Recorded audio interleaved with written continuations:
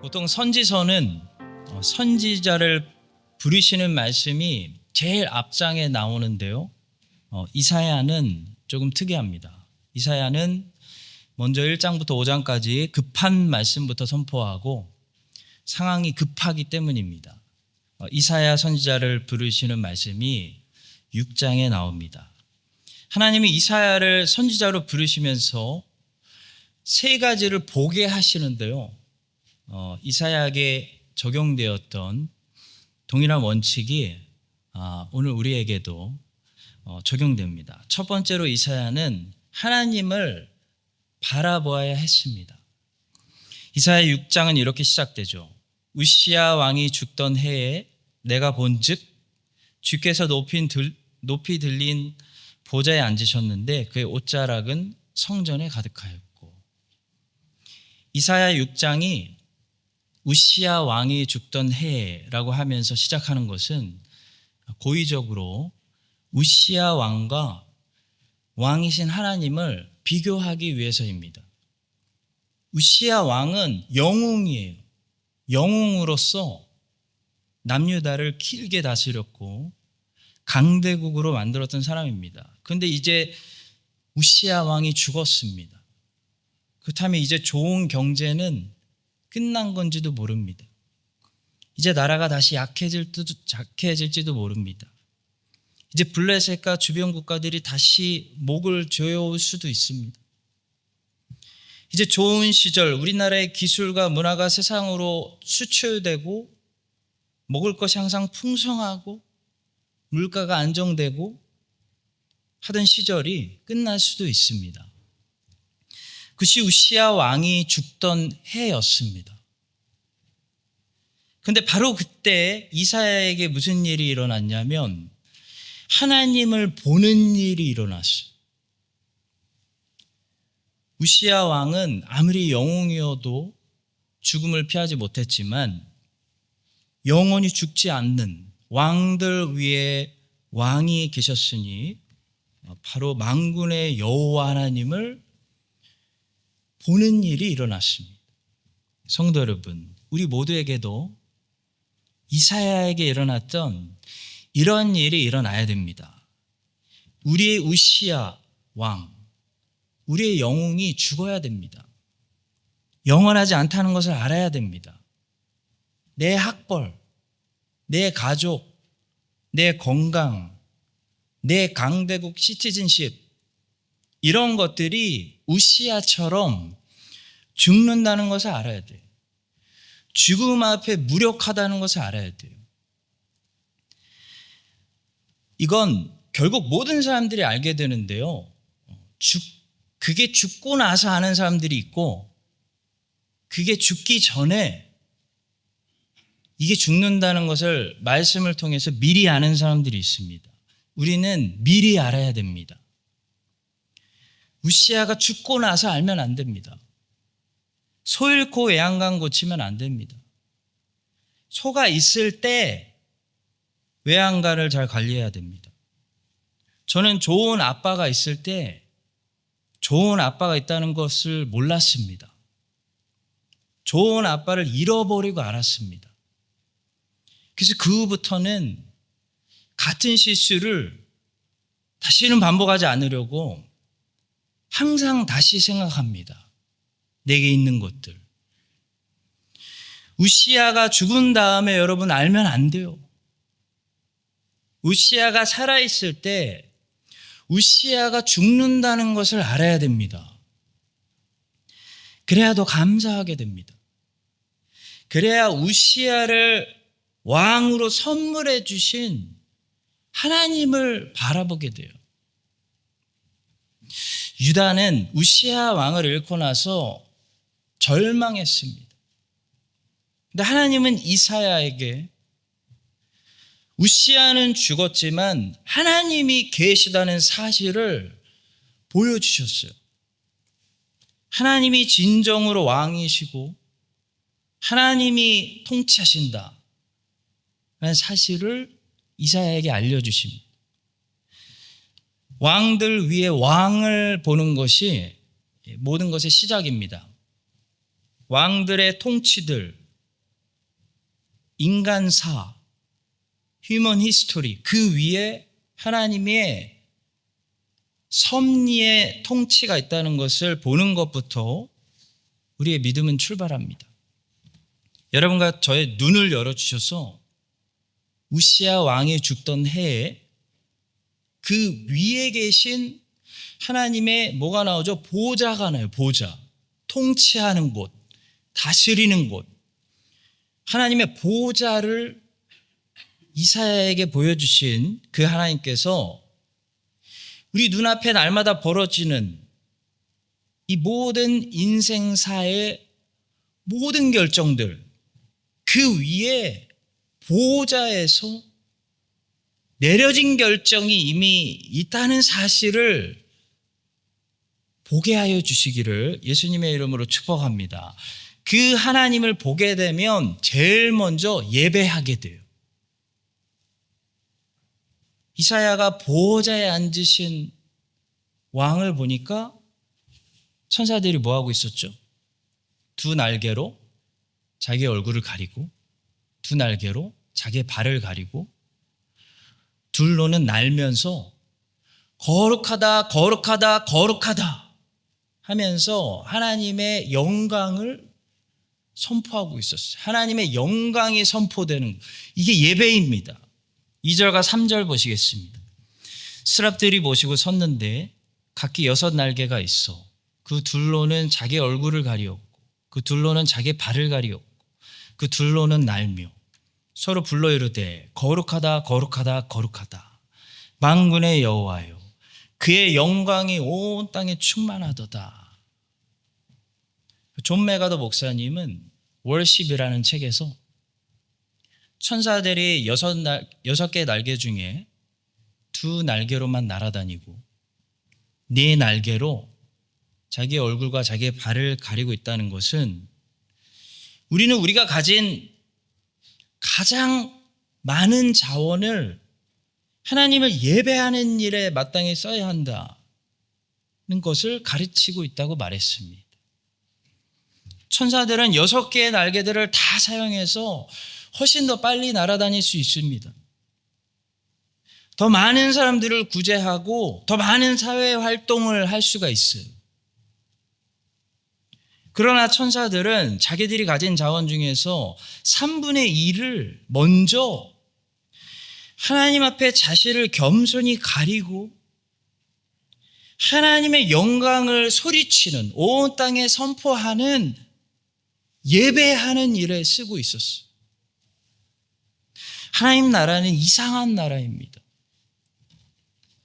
제일 중요한 자원들이 경제를 돌리는 데 들어가는 것이 아니고 기술을 발전시키는 데 들어가는 것도 아니고 국방을 지키는 군인들로 배치되는 것도 아니고 제일 중요한 인재들과 자원들이 하나님을 예배하는 성전 일을 맡은 자들로 먼저 배치되어지는 제사장 나라예요.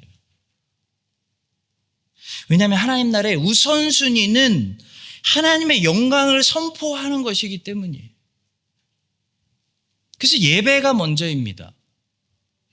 우리 교회의 첫 번째 정체성은 하나님을 예배하며 하나님 영광을 온 세상에 선포하고 드러내는 것이, 하나님은 어떠한 분이시다, 하나님은 이런 분이시다, 하나님의 거룩하심, 하나님을 하나님으로 제대로 선포하는 것이 우리의 첫 번째 사명이에요.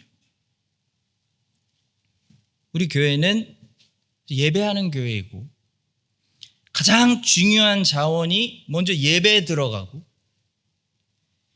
임직자들일수록 제일 먼저 사람들에게 사역하기 전에 먼저 예배드리며 하나님의 영광을 봐야 됩니다. 가장 인재들일수록 예배드리는 예배자로 훈련 받아야 돼. 왜냐하면 하나님의 영광을 보는 것만이 양육할 수 있는 길이요, 전도할 수 있는 길이요, 교회가 살아날 수 있는 유일한 소망이에요. 이 모든 것을 의미 있게 하는 근거는 하나님의 영광밖에 없어요. 오늘 우리는 우리 교회 예배 현장에서 가장 선두에 서는 우리 찬양팀을 하나님께 다시 헌신해 드리는 헌신 예배를 드리고 있습니다. 여러분들은 가장 중요한 일에 부르심을 받았고 가장 중요한 일에 배치된 사람들입니다. 가장 치열하게 싸우고 승리하고 지켜내야 될 영적 전쟁은 선교지에서 일어나는 것이 아니고 여러분들이 서는 바로 예배 현장에서 일어나요. 여러분들이 하나님의 영광을 성공적으로 드러낼 것이냐, 하나님의 영광을 드러내는데 실패할 것이냐, 이것이 우리 첫 번째 싸움이요, 가장 중요한 싸움입니다. 여러분과 제가 이 사실을 기억하고 이사야에게 제일 먼저 뭐 보여주셨어요? 하나님부터 보여주셨어요. 하나님의 영광을 보여주시고 하나님을 예배하는 현장으로 불러주신 그 하나님께서 우리 모두를 하나님을 바르게 예배하는, 하나님의 영광 보게 되는 예배자들로 먼저 세워주시기를 예수님의 이름으로 축원합니다. 자, 두 번째로 이사야가 본 것은 자기 자신의 깊은 모습이에요.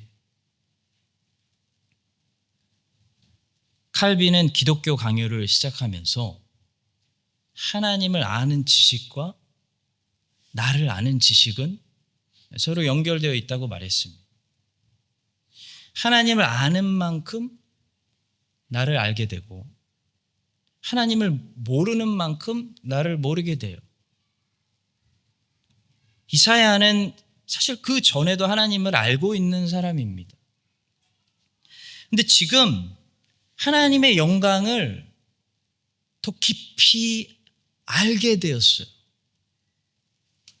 자, 그랬더니 이사야에게 즉시 어떤 일이 동시에 일어났냐면 자기를 알게 됐어요. 자신이 깊은 죄인이라는 사실이 깨달아졌어요. 이사야는 그 전에도 자신이 죄인이라는 사실을 알고 있습니다. 그런데 그만큼 죄인인지는 잘 알지 못하고 있었어요.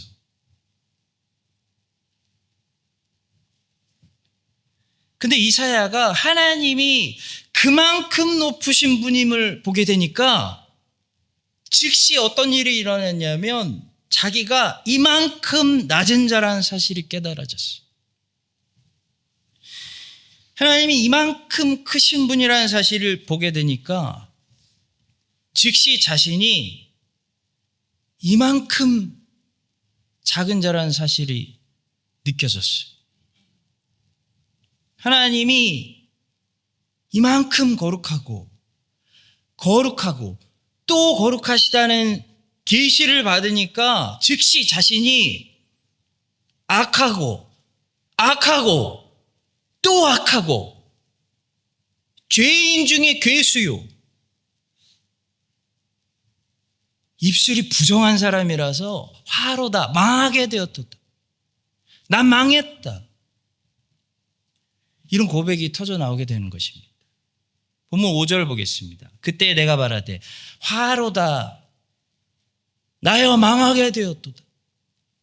나는 입술이 부정한 백성 중에 거주하면서 만군의 여호와이신 왕을 배웠음이로다.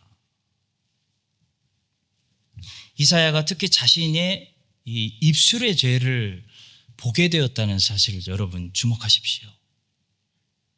신앙생활을 깊이 하고 하나님의 거룩하심을 우리가 오래 묵상할수록 우리에게 변화되어지는 한 가지 열매가 있다면 그것은 바로 말이 변하고 말이 없어지고 말로 범죄하던 일에 반드시 어떤 변화가 일어난다는 사실을 기억합시다.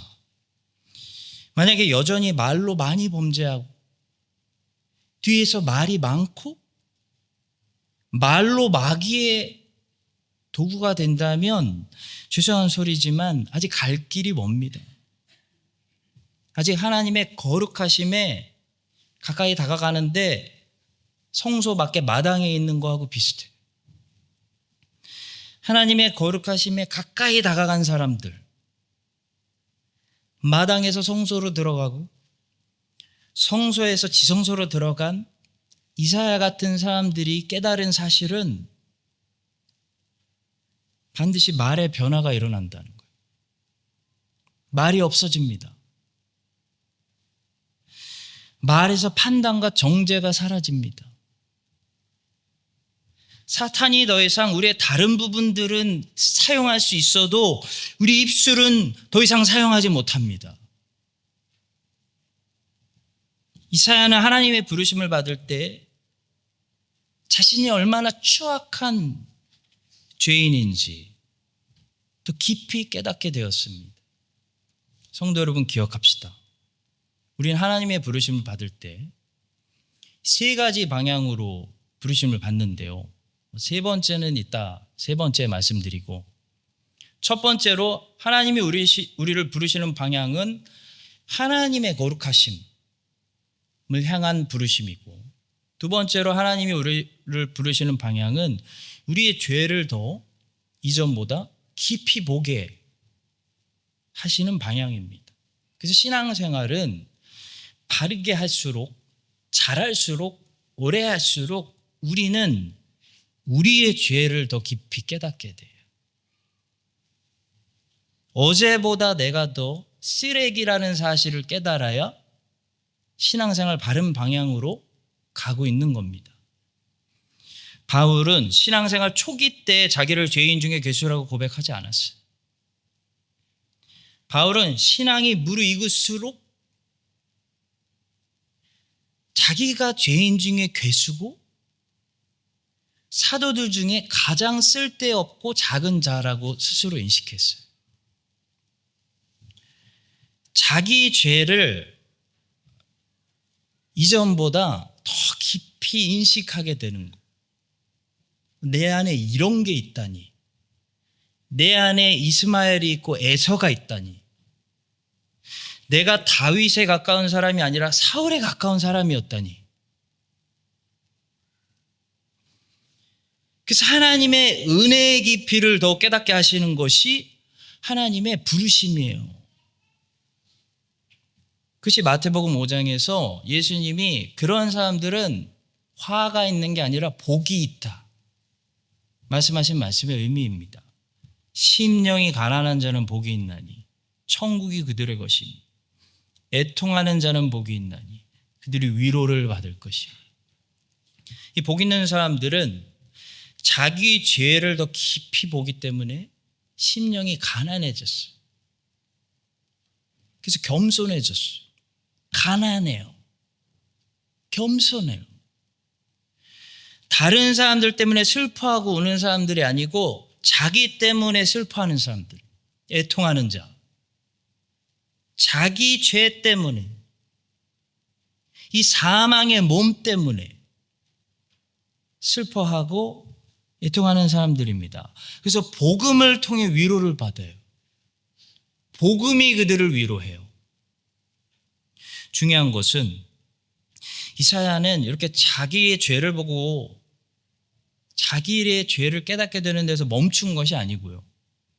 자기 죄를 깨달았을 때 그 죄를 사하시는 복음의 은혜를 깊이 깨닫게 되었다는 거예요. 이게 두 번째 부르심이에요.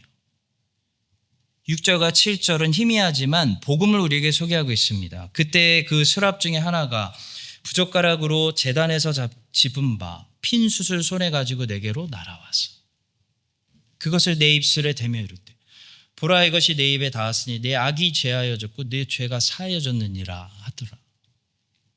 천사가 제단에서 집은 숯을 대었을 때 죄가 사하졌다. 라는 말이 복음입니다. 희미한 구약의 복음. 제단에는 뭐가 있죠? 피를 흘리는 속죄 제물이 있는 곳이. 천사는 이 제단에서 가지고 나온 숯을 사용한 거예요. 제단이 아닌 곳에 있는 다른 숯을 사용하지 않았습니다. 제단에서 나온 숯이 아니었다면 아무리 숯으로 입을 지졌어도 입술이 다 타들어갈 망정 죄는 하나도 사할 수가 없습니다. 오직 죄는 속죄 제물이 되신 예수 그리스도의 의로운 피, 그 제단, 다른 제단에서 안 돼요. 그 제단, 그 보혈의 능력으로만 제하여질 수 있고 사해질 수가 있습니다. 이사야는 자기의 깊은 죄를 깨달은 사람이기 때문에 이 속죄 은혜도 깊이 깨달았어요. 그냥 부패론에서 출발하는 것은 그냥 은혜에 도착하지만 전적 부패론에서 출발하는 것은요, 어디 도착하냐면 오직 은혜다. 오직 은혜에 도착해요. 이게 개혁신앙이에요. 개혁신앙인들은 모두 자신의 이사야처럼 전적 부패론을 고통스러울 정도로 깨달은 사람들이에요. 아주 자기 죄와 평생 원수를 지고 싸운 사람들이에요. 그래서 감히 자기 행위를 공로를 하나님께 들이미지 않았어요. 자기 행위를 자기 뒤에 아주 철저히 부끄러운 것으로 감췄습니다. 그래서 그들은 오직 은혜입니다. 오직 은혜를 깊이 깨닫고 신앙 고백을 했습니다. 근데 자신의 죄를 전적으로 보지 못하고 자신의 죄를 조금만 맛본 사람들, 그래서 남의 죄가 잘 보이는 사람들, 이런 사람들은요, 감히 하나님 앞에 무슨 소리 하냐면 믿음과 함께 자기 공로, 행위, 그걸 내밀어요. 이것이 이단입니다. 이게 다른 복음입니다. 성도 여러분, 기억합시다. 하나님이 우리를 부르실 때 그 순서가 있어요. 그 순서는 하나님은 먼저 우리를 하나님 자신에게로 부르세요. 하나님은 그 다음 우리를 우리 자신의 깊은 곳으로 부르십니다. 하나님을 먼저 제대로 알아야 그만큼 나를 제대로 알 수가 있어요. 나라는 인간을 내가 먼저 제대로 알아야 남들에게 민폐 끼치지 않고 정말로 남들을 도울 수가 있습니다. 많은 사역자들이 자기 자신이 얼마나 위험한지 몰라요. 자기 자신이 얼마나 더럽고 연약한지도 몰라요. 그래서 남들에게 사역하다가 금방 교만해져요. 금방 변질돼요. 다른 사람들에게 상처 주는 사람들이 되는 거죠. 최근에 제가 자는데 코를 많이 구나 봐요. 아들이 귀를 막고 잤다는 소문을 제가 들었어요. 너무 미안하더라고. 여러분, 재밌는 것은 코를 골면 주변 사람들은 다 아는데 코 고는 사람은 모른다는 거예요. 기가 막히죠. 자기만 몰라요, 자기만. 남들에게 사역하기 전에 사역자의 첫 번째 사역 대상자는 바로 자기 자신입니다. 하나님이 목사로 부르시고 교사로 부르시고 사역자로 부르시고 찬양팀으로 부르시는 이유를 잘 압시다. 우리가 먼저 그 자리를 통해 하나님을 네가 제대로 알라는 것이고요, 그 다음 너 자신에 대해서 배우라는 것. 여러분과 제가 이 사실을 기억하고 우리를 부르신, 각자 부르신 이 자리를 통해서 하나님을 아는 일에 함께 계속 자라나시고, 또 다른 사람 뭐 어쩌고 저쩌고 하시기 전에 자기부터 크게 코 고는 자기부터 내 자신을 알아가는 일에 함께 자라나시기를 예수님의 이름으로 축원합니다. 자, 그리고 마지막 세 번째로, 그렇게 된 다음에 하나님은 이사야에게 하나님의 답답하고 안타까운 마음이 있는 곳을 보게 하세요. 이제야 준비된 거예요. 그곳은 바로 이스라엘이었습니다. 하나님의 부르심을 받은 사람은 순서대로 먼저 하나님의 영광을 보도록 부르심을 받고, 그 다음 자기 자신의 연약함과 그런데도 불구하고 내가 받은 그 복음의 은혜의 깊이를 알도록 부르심을 받고, 마지막으로 하나님의 눈으로 세상을 보게 하세요. 그게 분별이에요. 하나님의 눈으로 세상을 보게 되는 거, 그게 분별이에요. 그런데 이 세 번째 포인트에서 우리가 주목해야 되는 것은 오늘 두 가지라고 본문이 말씀하는데요. 첫째는 하나님의 종들은, 이제 준비된 종들은 반드시 자원하는 심령이 필요하다는 것이고요. 또 하나는 하나님의 종들의 이 사역이, 놀라지 마세요, 거의 대부분 반드시 실패할 거라는 사실을 알려주세요. 자, 먼저 첫 번째로, 여러분, 이제 준비된 이사야, 준비된 우리 사역자들은, 부르심받은 하나님의 종들은 반드시 자발적으로 자원하는 심령으로 해야 돼요. 왜냐하면 하나님의 마음으로 사역을 해야 되기 때문이에요. 본문 8절입니다. 내가 또 주의 목소리를 들으니 주께서 이르시되 내가 누구를 보내며 누가 우리를 위하여 갈꼬 하시니 그때 내가 이르되 내가 여기 있나이다, 나를 보내소서. 여러분, 하나님이 정말 몰라서 지금 찾으시는 게 아니잖아요. 이사야가 하나님을 택한 게 아니고 하나님이 먼저 이사야를 태초부터 택하신 겁니다. 근데 이런 식으로 표현하시는 것은 무엇을 강조하기 위한 거냐면, 부르심을 받는 종들이 자원해야 된다라는 거예요. 제가 하겠습니다, 주님. 저를 써주세요. 우리는 지금보다 훨씬 더 자발적으로 주님을 기쁘게 섬겨야 한다고 생각합니다. 항상 소수의 분들이 꾸준히 그렇게 하고 계시지만 다수는 자원하는 심령이 더 많이 필요한 상태에 있습니다. 지난 한 달 이상 주보에 J키즈 교사 2명, 중고등부 교사 2명 모집하는 광고를 드렸습니다. 근데 예상은 했지만 다들 남의 얘기라고 생각하셔서 그런지 모르겠어요. 아무도 지원하지 않아서 한 달 후에 광고를 내렸습니다.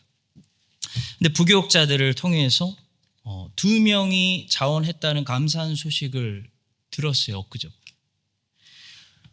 두 분 다 우리 교회 오신 지 얼마 안 되시는 새가족분들이세요.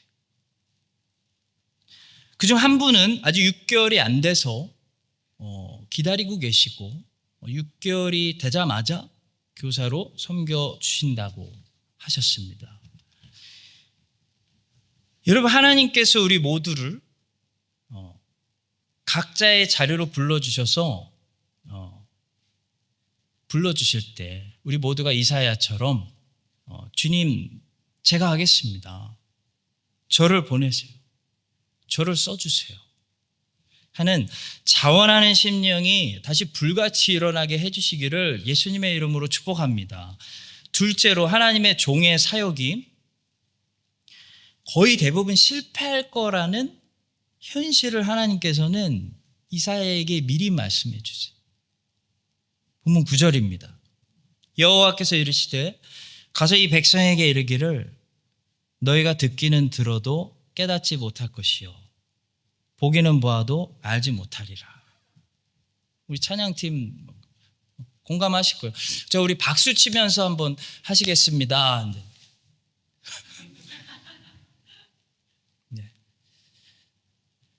회사의 일은 여러분 이유를 남기는 것이 성공의 기준인데요. 우리 사역은요, 이유를 남기는 것이 성공의 기준이 아니고 주님께 끝까지 순종하는 것이 성공의 기준입니다. 제가 시드니에서 문제가 많은 EM을 갑자기 맡아서 할 때 애들이 찬양만 하고 설교 직전에 일부러 나갔어요. 찬양 인도자가 찬양 인도 끝나면서 회중에게 자기가 설교해요. 설교가 다가 아니니까 조심하라고 경고하고 나가버렸어요. 제 설교에 하나님 얘기가 너무 많으니까 하나님 얘기 좀 줄여달라고 전 부탁받은 적도 있습니다. 그런 말도 안 되는 너무 많은 공격을 받아서 제가 제 담임 목사님께 도저히 못하겠어요. 그땐 약했어요. 제가 도저히 못하겠어요 목사님 했더니 목사님이 저에게 어떤 용기를 주셨냐면, 배전도사님 다 나가고 문 닫아도 좋으니까 포기하지 말고 끝까지 순종하세요 라고 하셔서 그 말이 참 위로가 되었고요. 무엇보다도 사역이라는 게 무엇이 성공인가,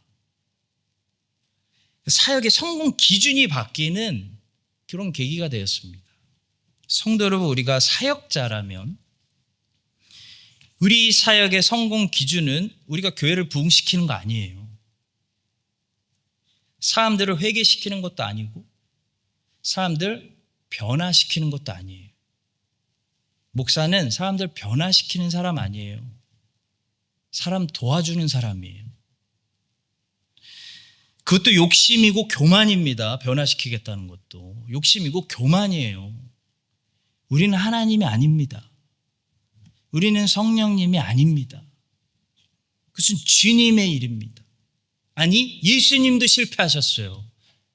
성령만 효과적으로 사역하시는 거예요. 왜냐하면 내적으로 사역하시기 때문에. 여러분과 제가 여러 가지 자리에 사역으로 부르심을 받았다면요, 주님이 기대하시는 것은 뭘까? 너 변화시켜라, 너 개혁시켜라, 너 부흥시켜라가 아니에요.